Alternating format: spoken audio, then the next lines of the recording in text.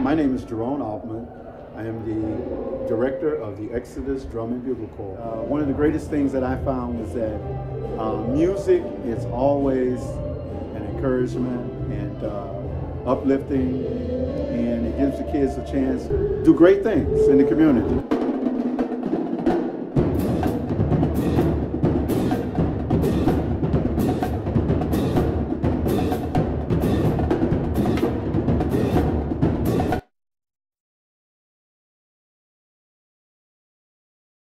Hi, I'm Ed James. We're here at Exodus Institute, 816 North Laramie, Chicago, Illinois, where we happen to have some wonderful guests here today. It's a beautiful day here in Chicago. It's a Wednesday, and I got my guests here. They're here with some important information for the neighborhood and the community. We're all just waiting to hear what they have to say and tell us on these important issues that's going on in our neighborhood and our community. They got some wonderful stuff to tell you and some dates that you may need to go get you a pencil, ink pen, crayon, or eyebrow pencil, anything to write down this information. Just be ready to take this. You want to introduce yourself and tell why you're here, and then after she finishes, woman, you do the same. Sure. Happy to be here. My name is Deidre Bowman. I'm an attorney. I do primarily civil litigation. I've been doing that for 31 years, civil rights work, employment discrimination, personal injury. And I'm here today to talk a little bit about what my client, Romy Morrow, and I have been planning for the community with regard to the flooding issue. I'm Roman Morrow. I'm an Austin resident. On Saturday, October 7th, 9 a.m. until 2 p.m., Austin Community Resource Event. This is where we have, I think it's similar, if not more resources being added. Remember during the flood, Cicero had a resource event in Cicero. And my biggest pitch, along with attorney Deidre Baldwin, was like, why not here? We don't need to send people over there. We need to have something over here. And on a constant push, and arguments, and push, we finally got what we desired to get the residents of Austin what they need. Their own Austin Community Resource Event, sponsored by FEMA, the SBA. We will have all the elected officials will be there. That's what they told me. They're going to be there, set up tables, and provide information. We will have Cook County Clerk's Office that will be there. So if people miss documents or damage documents, due to the flood situation, what will happen is they will sign a waiver, because there's fees involved, sign a waiver to waive that fee, and they will provide you with that new document. We've been learning that birth certificates, marriage license, even Social Security cards were in the basement, and it was damaged by the flood. So the clerk office will be there. So we will have the amenities that you need all there in one place, instead of people going to this building, that building, this building. And I want people to understand that if you haven't filed for FEMA, please file. And if you don't like what they're giving you, like I've been hearing $400, $300, $700, which is a tic-tac, because of the rates of what's going on in Chicago, you have to appeal. And you constantly have to appeal and appeal and appeal to get what you want. We have to understand that people are coming from other states. They don't understand Chicago. They don't understand Chicago pricing. So we have to give them estimates when you appeal, estimates when you file. So on Saturday, October 7th, Come with your paperwork. Don't come empty-handed. Come with your paperwork. Come with estimates. You can file, you can appeal. If the SBA said, hey, you have a private, let's say you have a business down in the basement or something, and that got affected. Well, you can file the SBA. Bring your paperwork. Bring your estimates. What you have lost in that damage. Now we fought for you. Now it's time for you to help us to show up and show up in numbers, because everything evolves around numbers. Because if you don't have the numbers, they're going to say, Roman, we did what you said, and you've been yelling and screaming, and only 24 people showed up. And what that makes me look like, what it makes Attorney Ballman looks like, then we will be like, well, we put the information out there. We did this and that and the other. No, we want you to come. Bring your grandma, bring your grandpa, the senior citizens that didn't go downstairs in the basement. They need help. One more thing, and I know you didn't ask for me to take control of this. Oh, go ahead. You're doing fine. One more thing that I want people to understand. On Friday, it's a weather transition. And what that means is, now we're in shorts and short sleeves. It's going to dip down to 51, 52 degrees. Now, some of you, probably even in this room, have not even cut on your heating system. And if you have water in the basement, I'm urging you, don't turn it on. I'm pleading with you, don't turn it on. File, get an estimate, and get a new furnace, and get a new water heater system. The reason being is because you don't know if more mold spores are in there. You don't know. Because basement holds moisture. And if you had like 3, let's say 5 inches of water in your basement, some had even more. Some people, like myself, had a sewage system in their basement. Nothing but sewer water in their basement. And it just stood there for days. And the acidics of sewer or raw sewage and feces floating around, it eats up your drywall. It eats up the foundation. The longer it stays there, you know, the worse it gets. I had to do a total basement rehab, gut. It damaged my sewer system, my heating system, my water system, all of that. And I had to constantly appeal. And I said, well, you come out and you see it. You come out and I'll show you. I showed you the pictures. You come out and see. And remember, in July, FEMA told everybody, don't worry, get the stuff out. Get the stuff out. Sometimes we have to remind them of that. That's why Saturday, October 7th is important. If you think that it's dangerous to turn on your heating system, get an estimate now while it's hot, because it only takes a day for them to hook it up in a hot water tank. Don't wait until it's cold. And that's almost a guarantee when the FEMA sees that, hey, it's a senior that's living in a household here, and they are in badly need of heating system and water.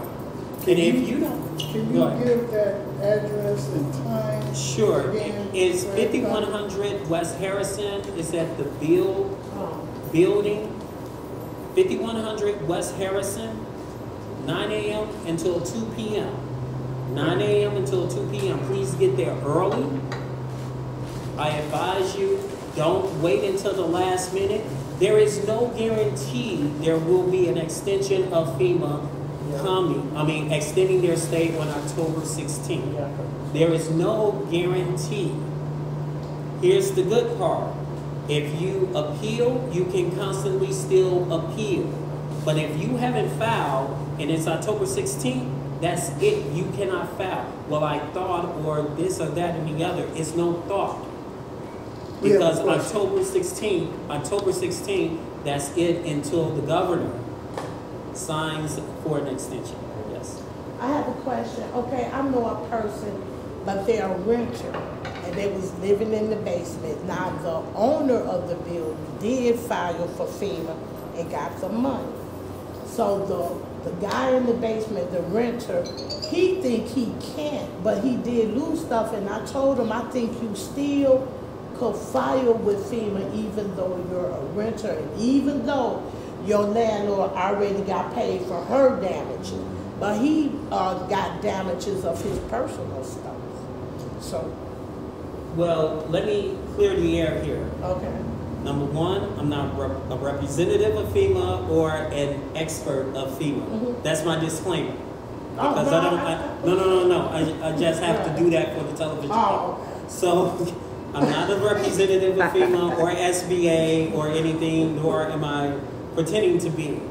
To answer your question, he can file for a rental's assistance. Okay. However, if it goes by an estimate of clothing, estimate of what he lost. Like me, I had to show my business license to determine I had a business downstairs in the basement.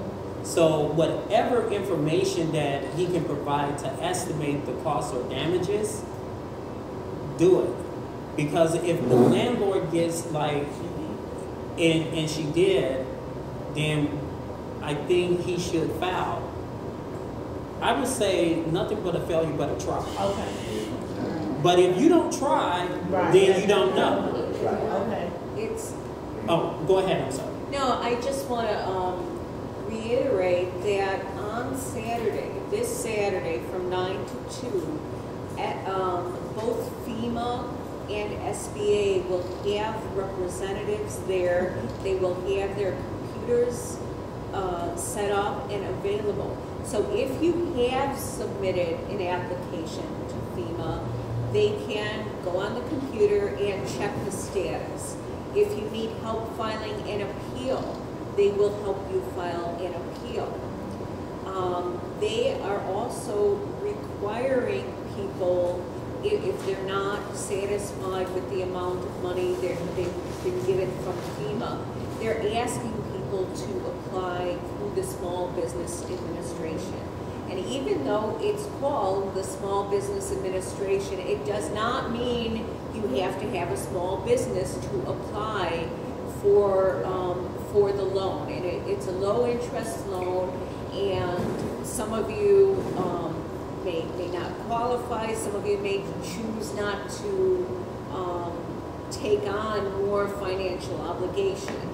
But you are still required to go through that process, because once you do and you can't or don't decide not to accept the SBA loan, they will send the materials back to FEMA, and FEMA will reconsider for further monies. So it's not just.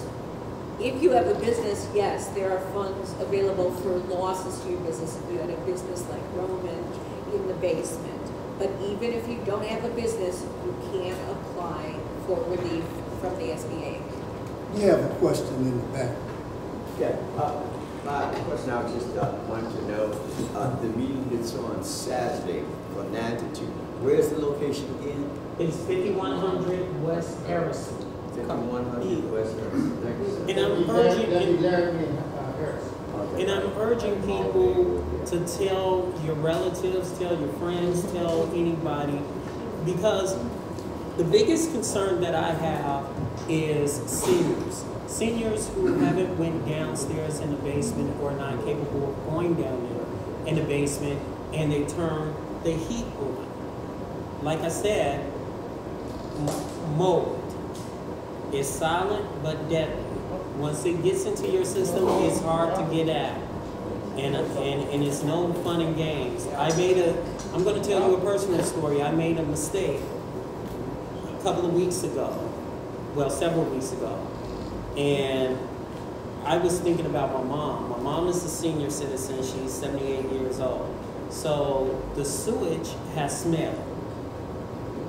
And that smell is horrible. I went down there with bleach and everything. I had gloves. One thing that I forgot to do, I forgot to wear a mask. Yep. And spores. And guess what? The spores got into my throat. I started coughing and all of a sudden started hacking green phlegm and went to the doctor. They said, yeah, you inhaled some mold spores. So if it keeps someone doing that, go to the emergency room. I had this dry cough and it kept on going and going. So they had to give me a breathing treatment and antibiotics. And they still doing construction in my basement. Because of the mold is gone, you have dust.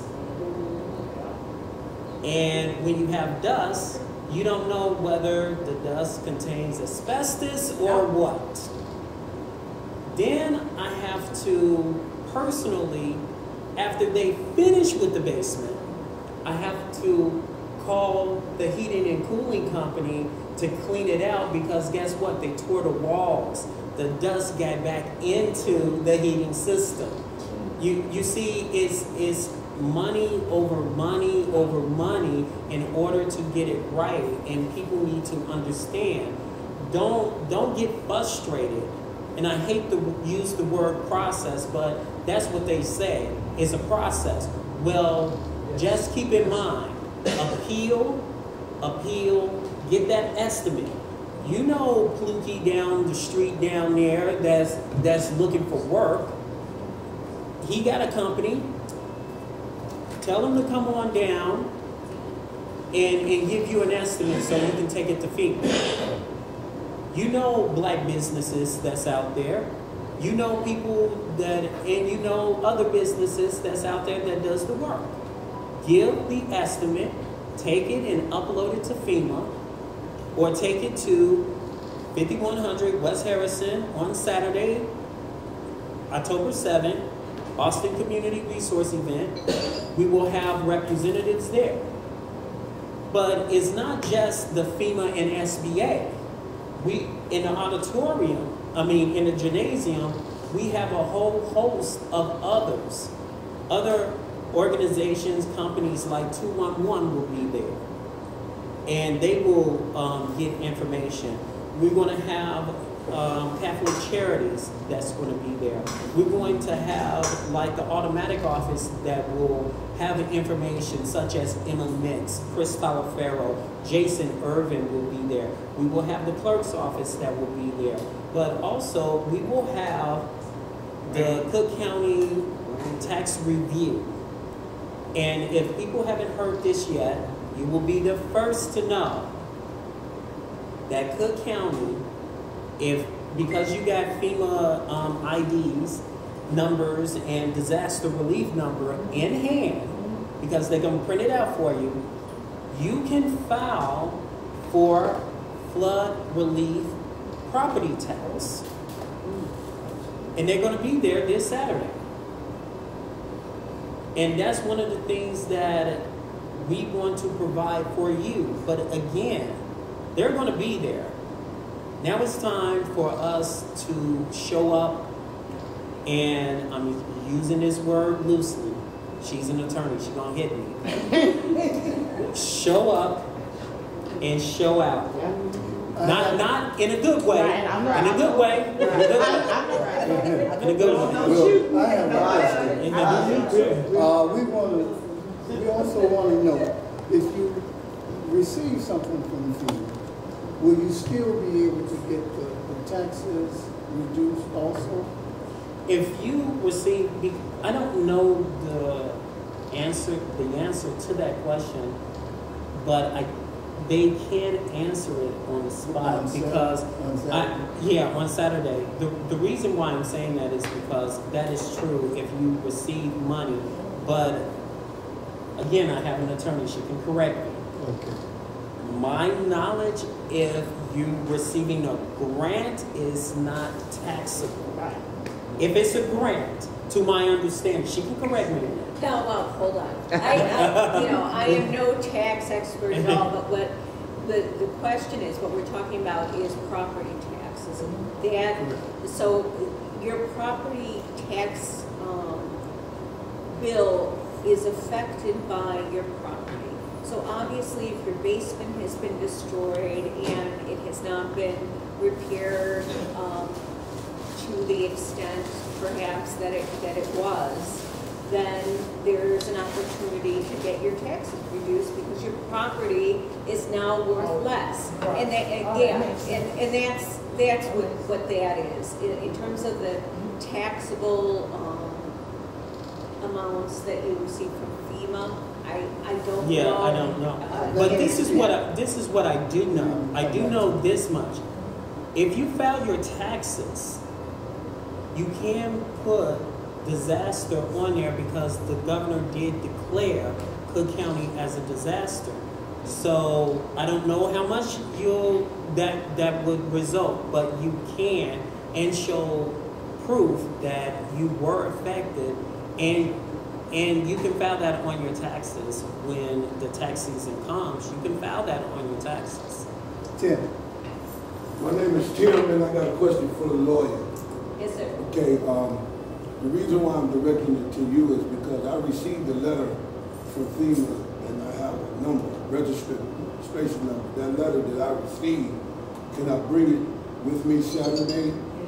Absolutely. Bring that letter with you, and they can update you. I don't know what the letter says, but if you want an update, if they're still processing, many times they'll ask for additional information, they'll need estimates and so forth, but they will tell you exactly what you need to do on Saturday. So bring that letter, that number that is on that letter, that's your identification number.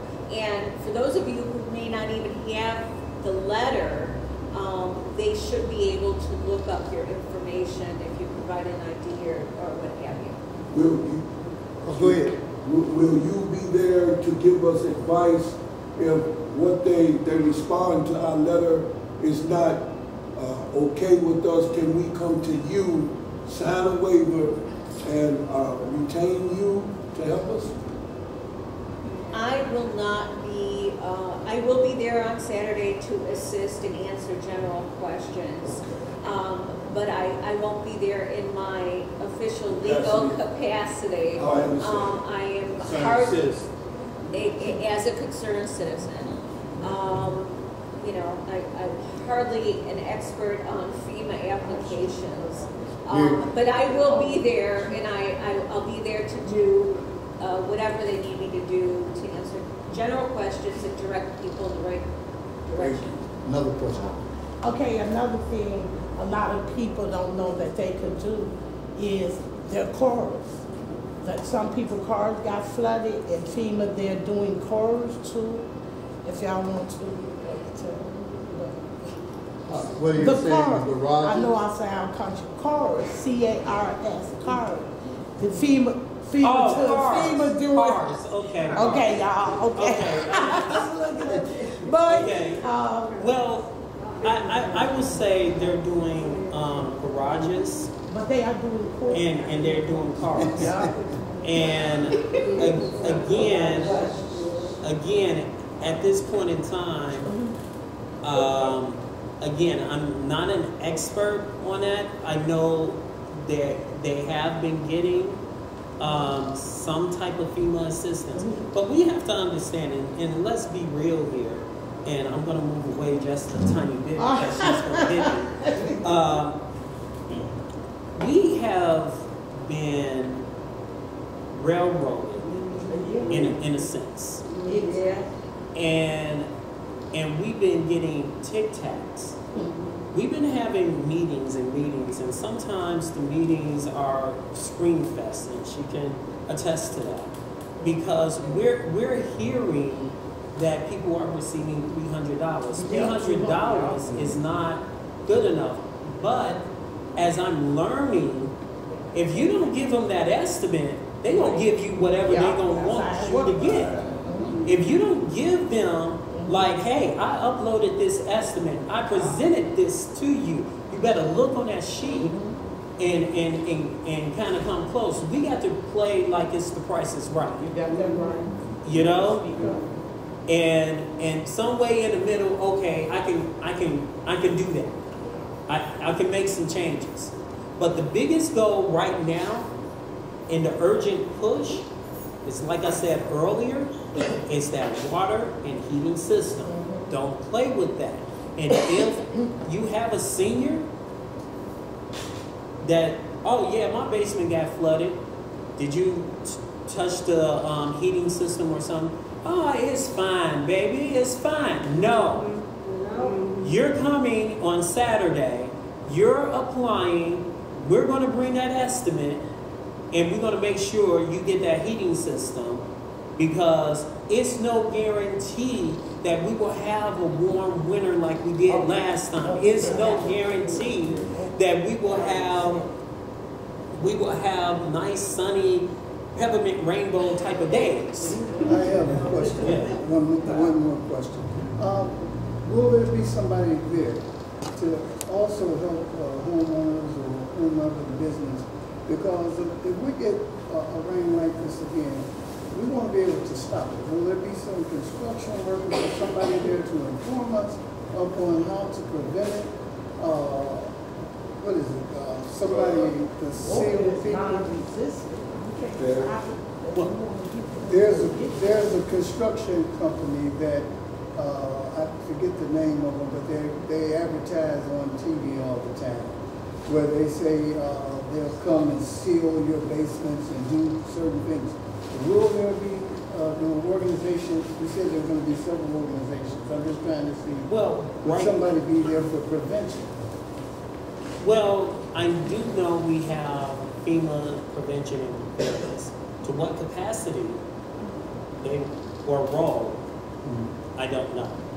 I can't really answer that. What he's asking, I think, is will there be vendors there, construction vendors and so forth? And I don't. The seal is the that is not what our focus was. Okay. There are certainly businesses out there who can not only remediate the mold and the damage, but also to prevent or try to prevent future damage. Like we got hazard mitigation department, we got the city emergency department that will be there. We hoping to get the water department there. Yes, that's a very good, because they haven't agreed to come. That I didn't want to say that, but they haven't agreed because of past experiences. So with that being said, that's why I said be nice. Be nice. We'll try. Yeah, at least try to be nice. Try to be nice. Do that for me. The main goal of this is to provide resources for seniors and the citizens of Austin. I've said this over and over again, we have been neglected far too long, and it's just time for us. Now, I saw, this is a sidebar, I saw on the news, and boy, I was like, get them! But at the same time, like, I understand, but I don't understand that we got to be the first point of the strike, of anything. This should have already been set up from the get-go. Yeah. It has taken us months. But when I got the green light, and she can tell you, it was a week and a half ago. And I put this together. I'm the head coordinator of Austin Community Resources Command. It took me a week and a half, right? A week and a half. A week and a half. And I'm asking, matter of fact, I'm pleading to each and every last one of you to come. Bring your friend, foul, even if they're fussing. Grab them by the collar, bring them there, because if something like this happens again, they're going off our numbers now. not Cicero numbers, our numbers. Yeah, one of the, if I can interject for a moment, one of the things that FEMA has been working with our committee is to establish a long-term recovery group. And I hope that we can maintain that group so that if something like this should happen in the future, we will be able to better deal with all of these problems. I mean, this all started because the governor had declared a disaster. The mayor was just counting, 311 calls. And I understand that there's a process, but now, we've been through this and we're now looking forward should this happen again. Question. What is the FEMA website, Safar? You could call.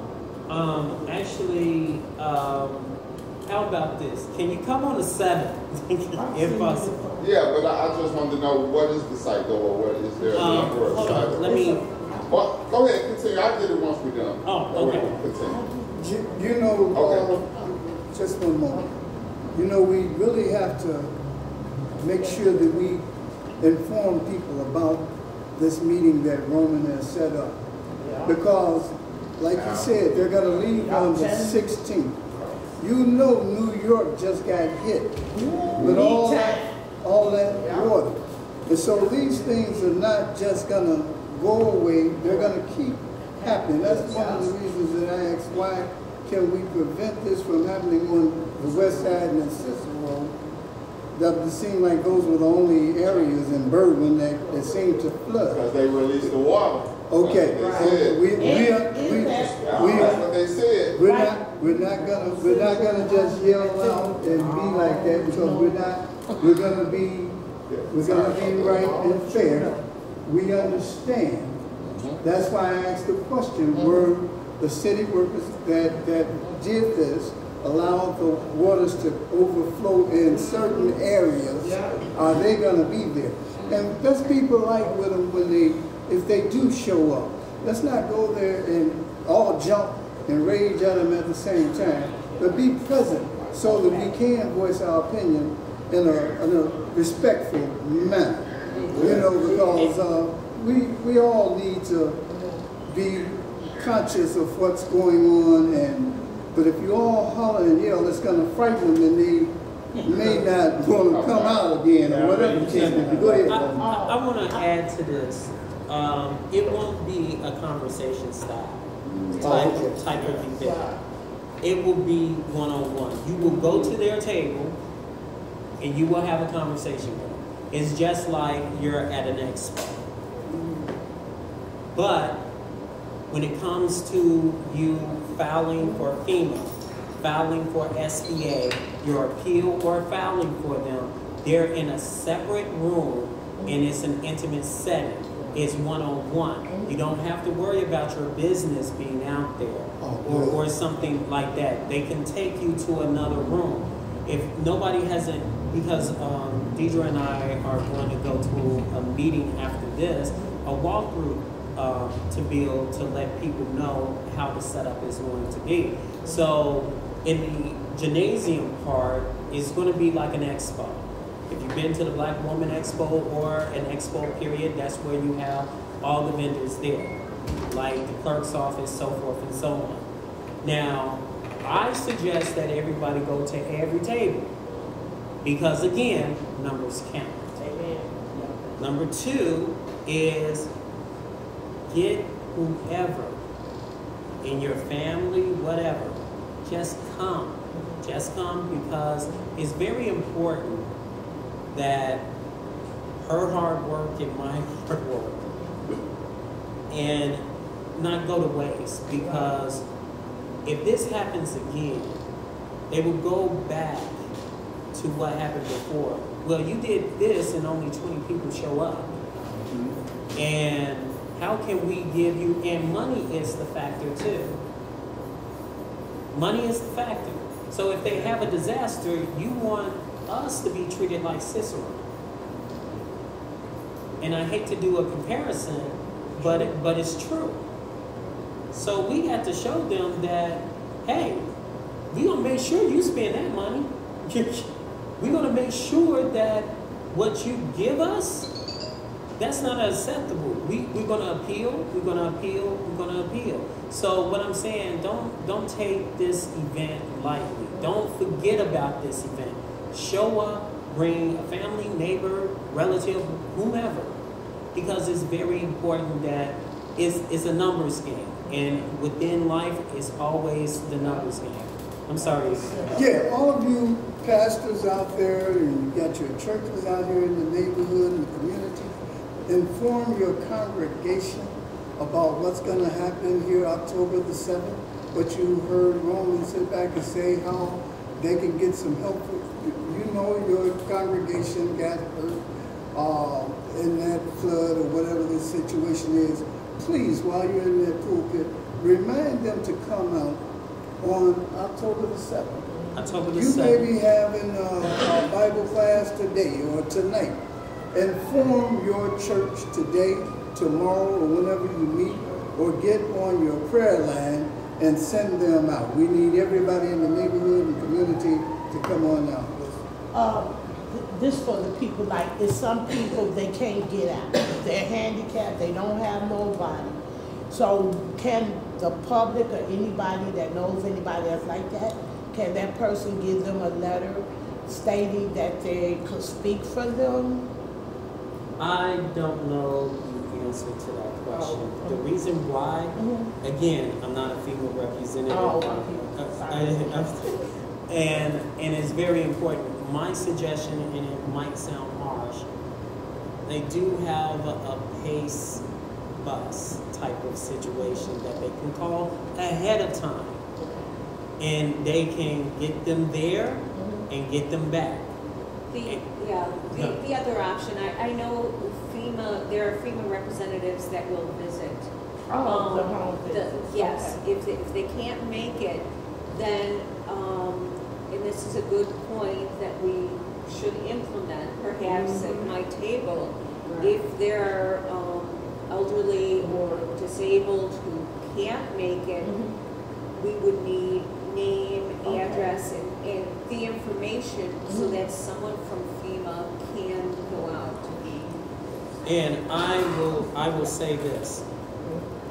I have received several phone calls. FEMA has not contacted me. FEMA has not contacted me at all. And I said,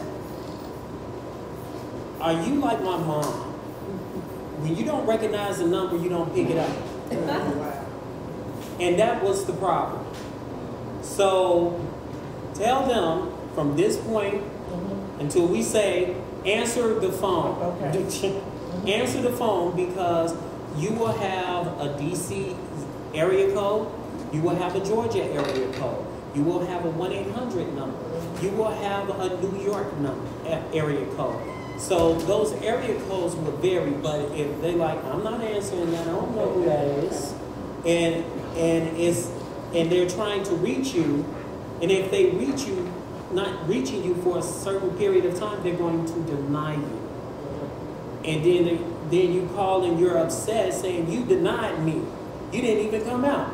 But did you answer the phone? So please, make that urgent plea to answer the phone.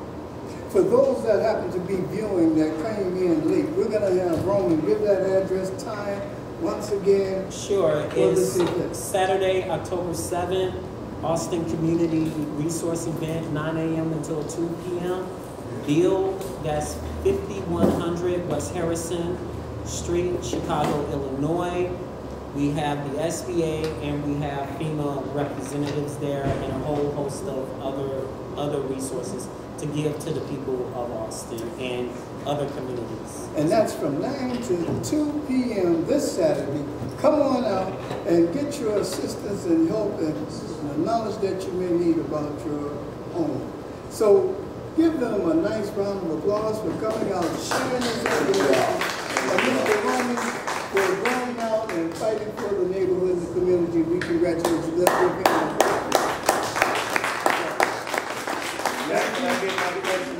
Oh, go ahead, I'm sorry. My question would be, you mentioned a couple of things, is loans and then grants. So is FEMA a grant or a loan, or is the SBA? Because you said a loan, you don't have to pay them back. Right. If you're getting a grant, that's something they're giving you that you don't have to pay back. Well, if you go through SBA, it's a grant. If you go through no, my bad. If you go through FEMA, it's a grant. If you go through SBA, it's a loan. They have very low interest loans at FEMA. However, we have put a plea out to Congressman Danny K. Davis, Deidre, and I, and basically said, if you're getting the loans, it should be a forgivable loan, meaning you do not have to pay it back because it's disaster. We're also putting a plea to CETA because your money and your utility bills and all of that have been redirected towards getting your basement acclimated. So we understand the need, and the need is big, but however, I think the problem lies is the push, the nudge of elected officials, and I know she's gonna hit me for that too. And if you don't nudge the elected officials or push the elected officials, because only know a certain number of people that actually got SBA, but that's a whole nother conversation. So please come out to Saturday, October 7, 9 a.m. until 2 p.m., 5100 West Harrison Street. Yeah, and it answered, partial answer to your question. You are not required to take out an SBA loan. That is a financial obligation, it's a burden. And there's no guarantee that you'll have the loan relief. However, you are required to apply for the loan so that, and then you can project it so that your application would then go back to FEMA for further grant relief. So now if you apply for the loan, they're sending that to FEMA. So what if they grant you the loan and say, okay, I granted you the loan. FEMA said, great, you got to pay your loan. Like say for COVID, like we give you $20,000, it's a loan. You're going to have to pay us back, and we're going to come back after you in 5 or 10 years and say, you remember it was a loan, not a grant, but we gave you some money. So when will the patrons or the individuals know if they got a grant, accepted for a grant or a loan, that they don't have to pay back? And can maybe they get recourse? The FEMA letter will let you know that it's called a FEMA award letter. And with that, a FEMA award letter, you don't have to pay it back. But the SBA is a small loan, and they grant you up to a certain amount. Now, I'm just going to break it down to you. I know she's giving me a rough sign. So, and it's not a grant. And it's not a grant. It's not a grant. So, is the SBA loan more than what the grant would be? So they give you $300. They're going to ask you for your income. They're going to ask you all your personal information because it's a loan, no matter what. And everything. Right, exactly. It's a loan. So they can deny you. So once they deny you, you go back to FEMA, and then you pick up the grants and stuff like that, and you keep on appealing and appealing and appealing to get the amount that you need to do what you need to do. Well, at what point should you get your lawyer that's not a concerned citizen, as opposed to being, hey, y'all tore up my whole house and flooded my Well, you know what, and I will give this number. There is a FEMA Civil Rights Division, and I will give you guys this number after the show. Done deal? Done deal. Okay, thank you all.